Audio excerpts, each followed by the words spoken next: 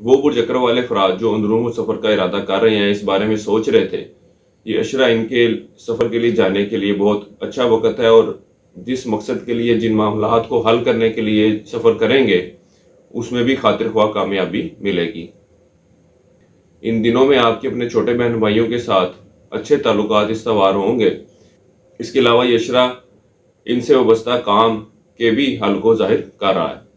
ان دنوں میں آپ کا رشتہ داروں اور ہمسایوں سے ملنا جلنا بھی ہوگا۔ ملازمین سے وابستہ کام بھی بہتر طریقے سے حل ہوتے نظر آ رہے ہیں۔ ذاتی اور شراکتی کاروبار سے وابستہ افراد کو کام میں چند ایک پریشانیوں کا سامنا کرنا پڑ سکتا ہے۔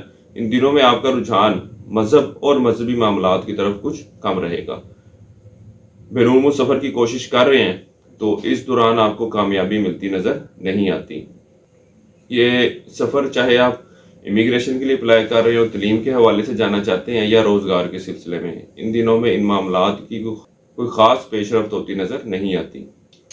اعلیٰ افسران، حکومت اداروں اور لوگوں سے کام نکلوانے کے حوالے سے آپ کو کچھ مشکلات کا سامنا کرنا پڑ سکتا ہے، لیکن آپ نے ہمت نہیں ہارنی اور کوشش کو جاری رکھنا ہے۔ انشاءاللہ تعالی کئی ایک کام آپ کے حل ہو جائیں گے۔ صحت کے حوالے سے کچھ پریشانی کا سامنا کرنا پڑ رہا تھا، تو اللہ کے فضل و کرم سے اب صحت میں بہتری آتی نظر آ رہی ہے۔ اس عرصے کے لیے وظیفہ آپ کو بتا رہا ہوں، یا اللہ، یا وارث ہو، یا رشید، 3 تسبیح آپ نے اس کی کرنی ہے روزانہ عشاء کی نماز کے بعد، اور اللہ تعالیٰ سے دعا کریں کہ اللہ تعالیٰ آپ کے معاملات میں بہتری فرمائے۔ اس کے علاوہ حسب توفیق روٹی کا صدقہ کریں، یہ بھی آپ کے لیے بہتر ثابت ہوگا۔ اس عرصے کی نحس تاریخ آپ کی 1 مئی کی ہے۔